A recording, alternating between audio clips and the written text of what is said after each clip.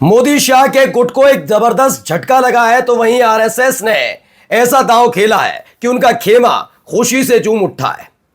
माना जा रहा है कि सितंबर की शुरुआत में ही कई इस्तीफे गिर सकते हैं और ये सारे के सारे इस्तीफा देने वाली कोई और नहीं, आरएसएस नहीं बल्कि मोदी शाह गुट के वो तमाम लोग हैं जो मोदी और शाह के आशीर्वाद तले बिना किसी अनुभव और बिना किसी कार्यकुशलता के बड़े बड़े पदों पर बैठे थे। इसमें बात सिर्फ मोदी शाह के यानी मोदी कैबिनेट के मंत्रियों की नहीं हो रही बल्कि कई राज्यों के मुख्यमंत्रियों की भी है। जी हां, आज की बड़ी खबर आपको दिखाने जा रहा हूं। एक बहुत बड़ा फैसला लिया गया 5 से 7 तारीख को जोधपुर में एक बड़ी बैठक आरएसएस की होने जा रही है और उससे पहले यह स्पष्ट कर दिया गया है। जी, 3 बड़े चेहरे दिखाऊंगा और तीनों बड़े चेहरों को जो बड़ी बड़ी जिम्मेदारियां मिलने जा रही है, जिसे हरी झंडी मिल गई है, वो दिखाने जा रहा हूं। और कैसे मोदी शाह गुट में हड़कंप मचा हुआ है, अफरा तफरी का आलम है, कैसे अब हर कोई इन दोनों से दूरी बनाता नजर आ रहा है, वो भी दिखाऊंगा। नमस्कार, मैं हूं प्रज्वल गौतम और आप देख रहे हैं टाइम्स एक्सप्रेस। लगातार इस बात के हलकों में खबरें चल रही थी, मोदी जी इस्तीफा देंगे क्या, मोदी हटेंगे तो क्या अमित शाह आएंगे क्या अमित शाह भी कैबिनेट मंत्री रह पाएंगे क्या राष्ट्रीय अध्यक्ष मोदी शाह की पसंद का होगा क्या उपराष्ट्रपति चुनाव जीत पाएंगे सीपी राधाकृष्णन, और तो और खबर यह भी थी कि क्या वो प्रभुत्व रह पाएगा इनका, जिस प्रभुत्व के लिए इन्होंने कम अनुभवी और कार्यकुशल व्यक्ति नहीं बल्कि रबर स्टैंपों को अलग अलग राज्यों का मुख्यमंत्री या मंत्री बनाया था, जिनकी आज भी इतनी हिम्मत नहीं कि वो बिना मोदी शाह से पूछे कोई बड़ा फैसला ले पाए अपने अपने राज्यों में। यह स्थिति है। दिखाऊंगा सबके चेहरे, कैसे इन्होंने अपने प्रतिद्वंदियों को साइडलाइन करने के लिए सारी हदों को पार कर दिया था। कभी नीति नियम 75 साल वाला बनाया था तो कभी यह स्पष्ट कर दिया कि आप नहीं तो नहीं, हमने कह दिया। लेकिन अब 1 साल के 1.5 साल के भीतर हालत यह हो गई है कि अपनी कुर्सी बचाने के लिए परेशान चल रहा है। लेकिन इन सब के बीच 3 बड़ी घटनाएं हुई हैं, 3 बड़ी खबर है। पहली ये खबर निकल कर आई है जो आपके अपने चैनल टाइम्स एक्सप्रेस की खबर पर मोहर लगा रही है। खबर यह है कि शिवराज सिंह चौहान चाहे कितना ही मना करते रहे, इधर उधर की बातें करते रहे, लेकिन शिवराज सिंह चौहान बीजेपी के राष्ट्रीय अध्यक्ष बनने जा रहे हैं। इस बात की खबर पक्की हो चली है। दरअसल यह हर कोई जानता है कि मध्य प्रदेश में अगर बीजेपी को पूर्ण बहुमत मिला इस बार तो वो शिवराज सिंह चौहान की बदौलत था। यह बात पता है, राजस्थान में वसुंधरा राजे सिंधिया आज भी बीजेपी से ज्यादा लोकप्रिय है। यह मुझे कहने में कोई गुरेज नहीं, बीजेपी को पसंद करते हैं तो वसुंधरा राजे सिंधिया को उससे ज्यादा पसंद करते हैं। ठीक है, तो यह स्थिति है इनके यहां, ये जानते हैं इस बात को। यही वजह है कि राजस्थान और मध्य प्रदेश दोनों में दोनों ही नेताओं के चेहरे पर वोट कास्ट किया गया था। उसमें ज्योतिरादित्य सिंधिया ने कोई कमाल नहीं कर दिया था, लेकिन शिवराज सिंह चौहान को मुख्यमंत्री नहीं बनाया। शिवराज सिंह चौहान को जब मुख्यमंत्री नहीं बनाया था, ठीक उसी वक्त आपको याद होगा प्राण प्रतिष्ठा चल रही थी, शिवराज सिंह चौहान नहीं गए थे, मना कर दिया। नहीं, मैं दूर से बैठ के भगवान श्री राम को याद कर लूंगा। कई दफा उन्होंने कहा भी था, मुख्यमंत्री अपने आप को मुख्यमंत्री कह जाते थे, फिर रोकते थे, नहीं मैं तो रहा ही नहीं। कभी कहते थे मैं आज भी सुपर सीएम हूं। बहुत सारी उनकी मन की कुंठाएं थी और होती भी है। जो मेहनत करे और उसके बाद जबरदस्ती तानाशाही करते हुए उसकी मेहनत का गला घोंट दिया जाए तो दुख तो होता है, और वो भी वो घोंटे जो उनके बराबर का, उसके कद का नेता रहा हो।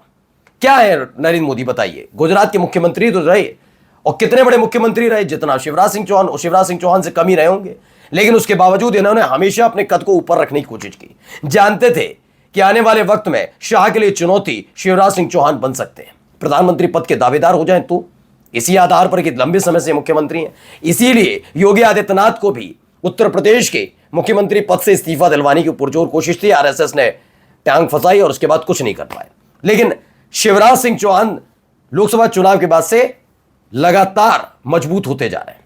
अब खबर यह है कि संजय जोशी के नाम पर अगर नहीं बन पा रही है बात तो शिवराज सिंह चौहान बनने जा रहे हैं। मुलाकात हाल ही में आरएसएस में जाकर हो गई थी, बहुत देर तक मुलाकात हुई थी, सवाल पूछा तो उन्होंने हाथ जोड़ लिए थे। लेकिन अब खबर क्या है, सूत्रों के हवाले से बड़ी खबर, मध्य प्रदेश जिसको संघ की नर्सरी माना जाता था, उस नर्सरी को बगीचा बनाने में पूर्व मुख्यमंत्री शिवराज सिंह चौहान ने खूब खाद पानी दिया। अब बगीचे के फल खाने का समय आ गया है, यानी शिवराज सिंह चौहान के भाजपा के राष्ट्रीय अध्यक्ष बनने का रास्ता साफ हो गया है। शिवराज सिंह चौहान ही अगले राष्ट्रीय अध्यक्ष बनने जा रहे हैं।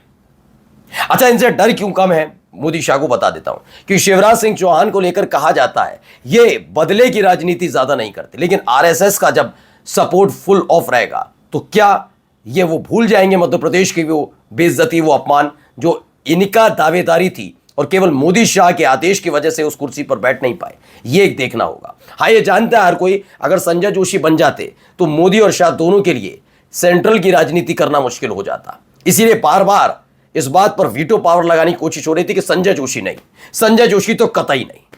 लेकिन शिवराज सिंह चौहान पर बातचीत बन गई है ये। अब आते हैं दूसरे नंबर के वो नेता जिन नेता के राजनीति को, उनके अनुभव को कुंद करने का काम मोदी शाह की इस पूरे कार्यकाल में किया गया। दरअसल हुआ यह कि अटल आडवाणी साहब के दौर में जो नेता आगे थे और आगे बढ़ते रहे, 2013 में नाम आया गया नरेंद्र मोदी साहब का। तब आडवाणी आने वाले थे गोवा अधिवेशन में। जब यह पता लगा कि आडवाणी साहब नहीं, नरेंद्र मोदी का नाम प्रस्तावित हो रहा है, ये तमाम चीजें, तो कई नेताओं ने इसका एक तरीके से विरोध कर दिया था, जिसमें सुषमा स्वराज थी, जिसमें राजनाथ सिंह, नितिन गडकरी, वसुंधरा राजे सिंधिया, शिवराज सिंह चौहान, ये वो नेता थे। सत्ता में लाए तो सही, क्योंकि राजनाथ सिंह को आप उस दौर में 2014 से 2019 तक आरएसएस की छत्रछाया में चलने वाली बीजेपी, एकदम इन्होंने अपना दौर नहीं लाया ना। 2019 के बाद ये बिल्कुल लापरवाह हो गए, कोई लेना देना नहीं संघ से। कौन संघ, हम तो जानते ही नहीं। जेपी नड्डा ने तो कह भी दिया था। तो 2014 से 2019 तक वो फैसले लिए गए जो आरएसएस ने कहे, जिसमें से एक था कि राजनाथ सिंह को मंत्री बनाया जाए। तो आरएसएस के कहने पर राजनाथ सिंह को मंत्री बनाया, लेकिन गुपचुप तरीके से कैसे उनकी राजनीति को खोखला किया है हर कोई जानता है, हर कोई जानता है। अब राजनाथ सिंह को लेकर भी खबर आई है। खबर क्या है देखिए, राजनाथ सिंह के बेटे हैं पंकज सिंह, माना जा रहा है कि उनको अब लखनऊ की जिम्मेदारी दी जा रही है। खबर यह भी है कि राजनाथ सिंह एक बड़ी जिम्मेदारी के तहत आएंगे और लखनऊ लोकसभा सीट की जिम्मेदारी पंकज सिंह संभाल सकते हैं। यह एक बड़ी खबर है। यानी राजनाथ सिंह इस समय बहुत ज्यादा खुश नजर आ रहे हैं। 17 सितंबर का बांट जोर है।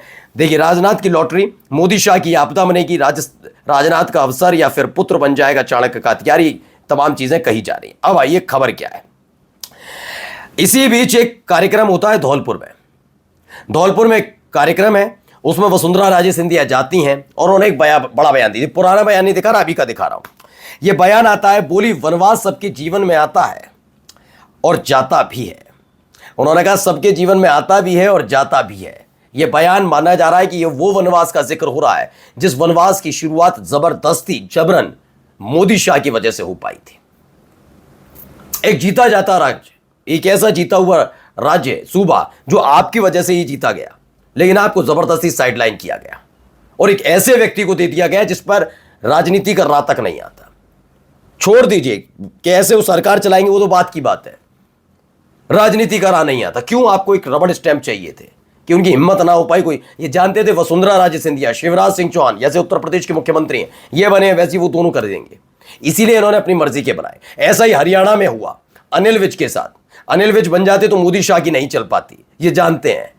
इसलिए ऐसे नेताओं को बनाया जो नेता सपने में भी मुख्यमंत्री बनने की नहीं सोच सकते थे, जिसे वो कृपा पात्र रहे और लंबे समय तक मोदी शाह राजनीति में सक्रिय रहे। लेकिन जब समापन हो रहा है खुद की पटकथा का, तो हालत तो बिगड़ेगी बिगड़ेगी। मैं इसलिए कह रहा था कई मुख्यमंत्रियों का और कई मंत्रियों का जल्द इस्तीफा हो सकता है। ये खबर बहुत तेजी से फैल रही है। नमस्कार।